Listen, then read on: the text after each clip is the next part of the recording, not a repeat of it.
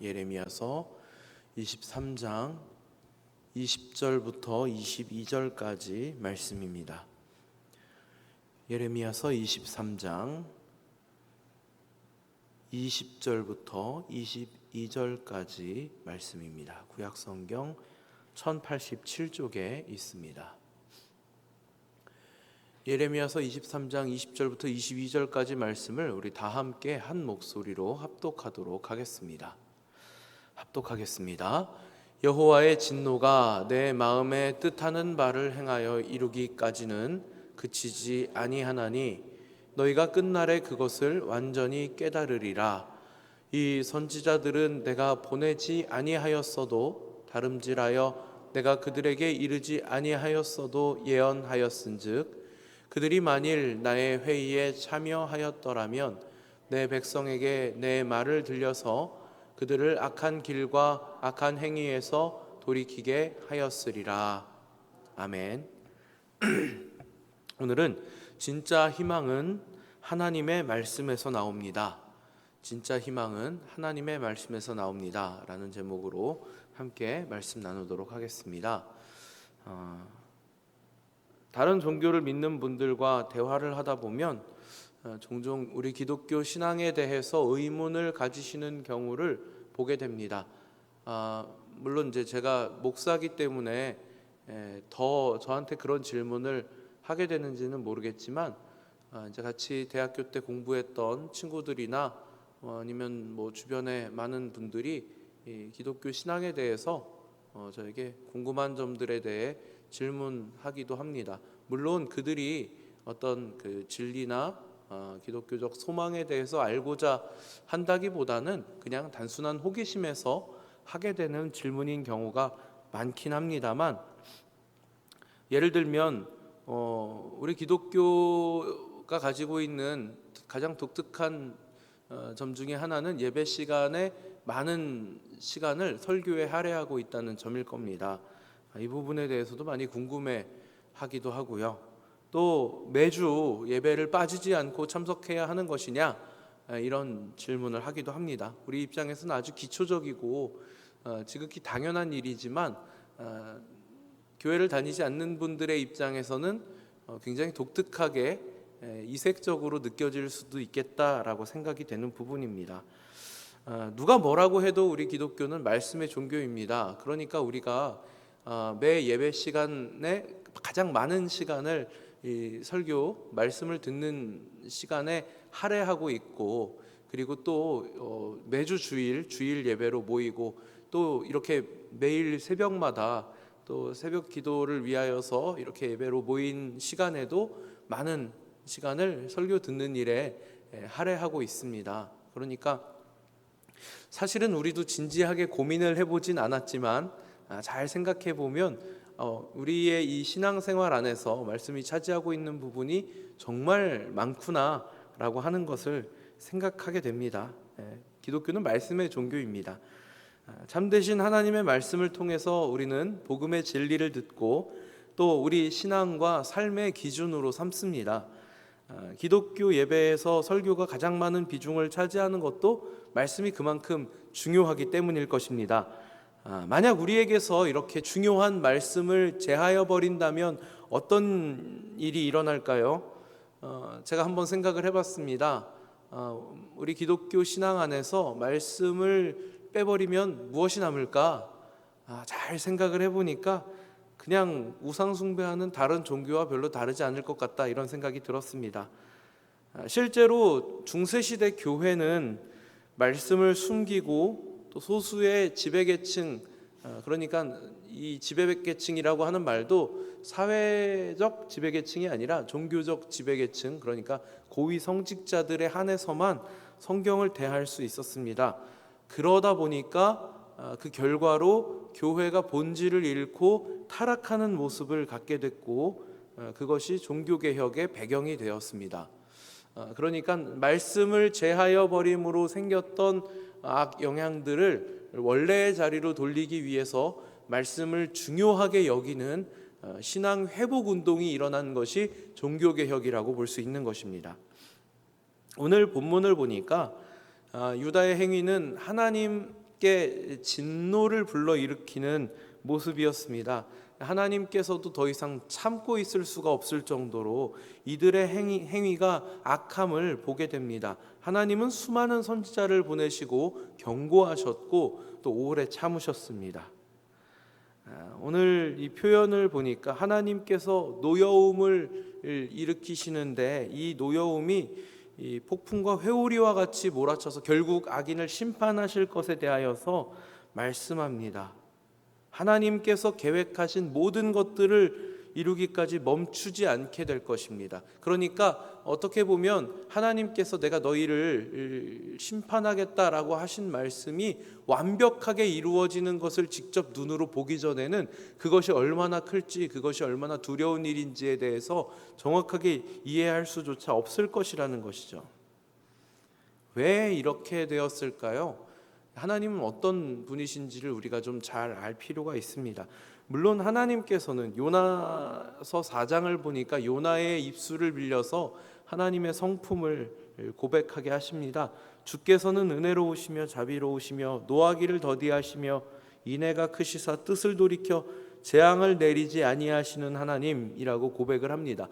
물론 요나의 이 고백은 요나가 화가 많이 난 상태에서 하나님을 향하여 따지듯이 하는 고백이긴 하지만 그러나 분명 하나님의 성품을 제대로 드러내고 있기는 한 내용입니다. 니느웨와 같이 하나님 보시기에 악한, 심지어 이들은 하나님을 제대로 알지 못하는 이방 백성들인데요, 하나님께서는 이들을 향하여서도 너희가 마음을 돌이키면 내가 심판을 면하게 할 것이다 라고 하는 말씀을 하시는 것입니다. 그래서 요나가 니느웨로 가서 3일이나 돌아야 할 큰 성읍에서 단 하루 이제 니느웨 곧 심판당할 것이다 정도로 성의 없이 외쳤는데 그들이 그 말을 경고의 말씀으로 듣고 근신하며 회개하였을 때 하나님께서 니느웨 심판하시기를 면하게 하셨거든요. 그러니까 하나님께서는 정말로 회개하고 정말로 마음을 돌이키는 이들에게는 그 진노와 심판조차도 거두실 수 있는 그런 하나님이십니다. 그럼에도 불구하고 지금 하나님께서는 심지어 자기 백성을 향하여서 진노의 심판이 멈추지 않고 결국 그 끝에 가서야 이들이 겪게 될 일이 얼마나 크고 두려운 것인지 알게 하실 정도로 하나님 크게 진노하고 계시다는 것이죠. 왜 이렇게 되었을까요? 그것은 이들이 하나님의 언약을 깨트렸고 끊임없이 하나님께서 경고하셨고 끊임없이 하나님께서 선지자를 보내서 마음을 돌이킬 것을 촉구하셨지만 전혀 그것에 아랑곳하지 않고 여전히 죄악을 저지르고 있었기 때문입니다. 오늘 저희가 같이 읽지는 않았지만 오늘 이 큐티 분량 안에 보면요, 하나님께서 이들의 이 악한 행위를 보면서 이들이 소돔과 고모라 같다고 표현하십니다. 지금 우리 주일 예배 때 담임 목사님이 창세기 강해를 하고 계시는데 지난주와 이번 주 소돔과 고모라 관련된 본문을 계속 보았습니다. 여러분들도 잘 아시겠지만 정말 소돔과 고모라는 성경에서 두 번 말할 것도 없는, 비교할 대상조차 사실은 보기 힘든 그런 악의 상징입니다. 타락의 상징입니다. 이런 이 소돔과 고모라를 빗대어서 하나님께서 지금 당신의 백성, 이 유다 백성들이 얼마나 악함인가를 말씀하고 계시는데요, 이 하나님께서 이렇게 평가하시게 된 배경에는 물론 유다 백성들이 절제하지 못하고 악을 행하는 그 모습 자체에도 그 원인이 있겠지만 조금 더 근원적인 이유를 살펴보면 이들에게 하나님의 말씀이 없는 상태이기 때문입니다. 이들을 방종에 빠지게 하는 자들이 있는데 하나님께서 지적하시는 것처럼 거짓 선지자들이죠. 누가 거짓 선지자입니까? 이들은 하나님의 이름을 빌어 말을 합니다. 그러나 하나님의 뜻이 아니죠. 이들의 말은 자기들 속에서 나오는 말입니다. 하나님의 이름을 망령되이 일컫는 죄를 범하면서도 그것이 죄 짓는 일이라는 자각이 없습니다. 이들은 먹고 살기 위해서 하나님의 이름을 팔고 있습니다. 그럴듯하게 사람들 앞에서 말하고 행동하지만 실제로 그들은 하나님이 보낸 이들이 아닙니다. 우리가 잘 알고 있는 것처럼 선지자라고 하면 하나님의 말씀을 받은 이들입니다. 이들은 자신들이 보고 듣고 느끼고 경험한 것들을 토대로 하나님의 말씀을 전합니다. 이스라엘 중에 선지자가 있는 줄 알게 하려 함이라 하신 이 말씀, 우리가 잘 알고 있는 것처럼 하나님은 당신의 백성을 향하여서 끊임없이 말씀하셨습니다. 물론 그 중엔 자신의 사욕을 위해서 하나님의 이름을 파는 자들도 있었던 것입니다. 사람들에게 인기가 많고 환호를 받는다 해도 하나님이 주신 말씀이 없는 이들은 거짓 선지자들입니다. 이들이 하나님의 이름을 팔아서 백성들을 그럴듯하게 가르치고 그리고 그들에게 희망을 말합니다. 우리 지금 잘 되고 있다. 하나님께서 우리와 함께하고 계신다. 예루살렘을 봐라. 그곳에 세워져 있는 성전을 봐라. 하나님의 임재가 우리와 함께하고 계시지 않느냐? 잘 될 것이다. 괜찮다. 계속 사람들을 미혹합니다. 헛된 희망을 품어주고 있습니다. 희망 고문이라고 하죠. 하나님의 마음은 이미 유다 백성들을 심판하시기로 작정하셨는데 우리 잘 되고 있다, 괜찮다 하는 말은 그냥 우리 다 같이 멸망하는 길로 가자라고 하는 말과 같은 의미입니다. 이들은 자신들의 사욕을 위해, 자신들의 배를 불리기 위해 예언합니다. 그렇지만 진짜 선지자는 자신의 유익을 따지며 자신의 생각이나 자신의 말을 하지 않습니다. 하나님께서 주신 말씀을 가감없이 전하는 사람들이 진짜 선지자입니다.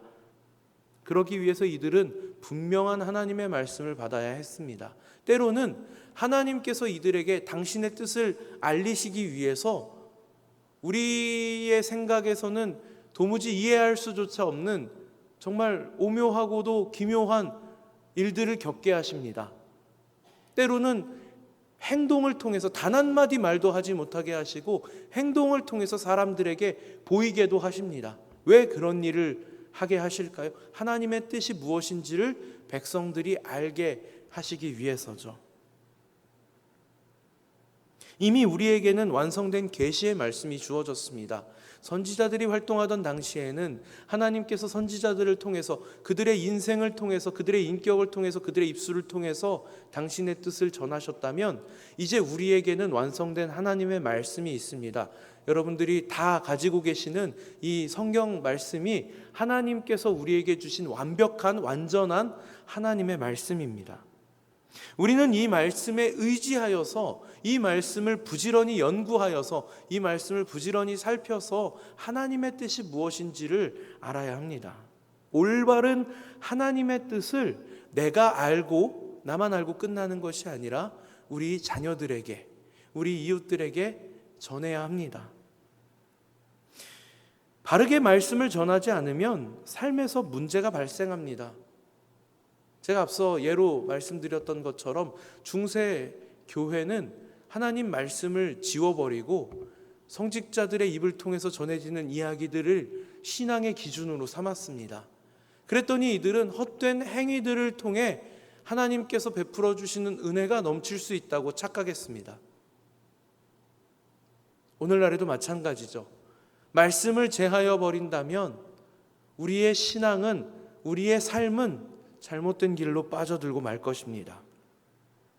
오늘날에도 속이는 달콤한 말로 신도들의 정신을 지배하는 유사 종교, 신흥 종교들이 있습니다. 그들에게서 구원의 길을 찾을 수 있을까요? 그들에게 희망이 있을까요? 그들이 말하는 희망은 결국 거짓된 희망일 것이고 그 말을 믿는 이들로 하여금 희망 고문을 하는 일일 것입니다. 구원은 오직 참된 하나님의 말씀을 들음으로 예수 그리스도를 믿는 믿음을 통해서만 얻을 수 있는 은혜입니다. 더 이상 사람의 귀를 만족시키는 말씀으로는 하나님의 바른 뜻을 전할 수 없습니다. 이 시대를 보며 때론 하나님의 말씀을 통해서 우리 행위와 의식에 우리가 그동안 해온 그 방향성에 대해서 돌이켜야 할 결단을 내려야 하는 순간을 만나게 될 수도 있습니다. 뽑고 파괴하고 넘어뜨리고 건설하고 심게 하시는 일들을 올곧게 행할 일꾼을 부지런히 찾고 계시는 분이 하나님이십니다. 진짜 희망은 무엇입니까? 오직 하나님 말씀 안에만 희망이 있습니다. 우리가 우리 신앙 안에서 참된 희망을 찾을 수 있는 것은 우리가 믿는 우리의 이 신앙이 하나님 말씀을 근거로 하여서 믿고 있는 신앙이기 때문일 것입니다. 기독교 신앙에서 가장 중요한 것은 하나님 말씀입니다. 그 말씀 안에 우리에게 주신 약속들을 통해서 우리는 소망을 얻을 수 있는 것입니다. 우리에게 베풀어 주신 가장 중요한 약속은 그 끝에, 우리의 이 인생의 끝에, 이 피조 세계의 끝에는 하나님께서 세상을 심판하신다는, 하나님께서 인생들을 심판하신다는 약속이 있기 때문일 것입니다. 그리고 그 심판을 올곧이 우리의 행위나 우리의 잘못으로 받는 것이 아니라 우리 주님께서 우리를 대신해서 십자가를 지신 그 은혜와 공로를 통하여서 얻게 될 것이라고 하는 약속이 우리에겐 소망이 되는 것입니다. 우리 주님께서 부활의 첫 열매로 우리에게 부활의 육신을 보여주셨다고 하는 것이, 우리도 결국 그와 같은 부활의 몸을 얻게 될 것이라고 하는 것이 우리 기독교 신앙의 소망일 것입니다. 이 약속의 말씀을 붙들지 않고 다른 것들로는 우리는 더 이상 소망을 찾을 수 없습니다. 하나님께서 우리에게 주신 이 말씀들을 소중히 여기시고 우리 마음판에 하나님의 말씀을 새기시고 입술을 정결케 하시고 오직 참 하나님의 말씀만 전하는 사명을 가지고 살아가시는 우리 동선교회 성도님들 다 되시기를 하나님 이름으로 축복합니다.